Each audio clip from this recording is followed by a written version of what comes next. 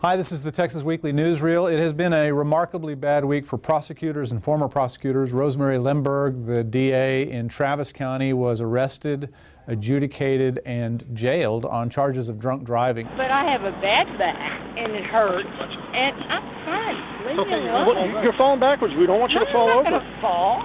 She pled guilty. It didn't really go through court.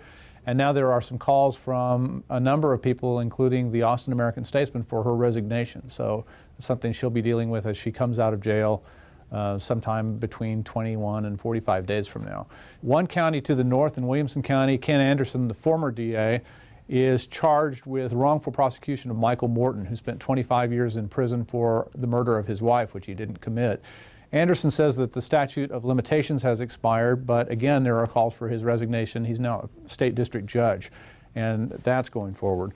The cleanup after the fertilizer explosion in West is well underway, and the conversation about regulation or the lack of it is starting. TCEQ Chairman Brian Shaw talked about that at a Trib Live event with Kate Galbraith this week. We have many of these, hundreds of facilities like this across the state, and fortunately, they don't explode very often. Senate approved a constitutional amendment this week that would move $5.7 billion into water, transportation, and education from the state's rainy day fund.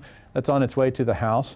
The House undid the state lottery for a few hours this week and then put it all back in place like nothing happened. Just a reminder that this is the time of season when things can get weird in a hurry. That brings us to the deadlines calendar, which is looming over lawmakers. The last day to vote House bills out of committees is May 6th. Meaning there's just a week left to get things moving there.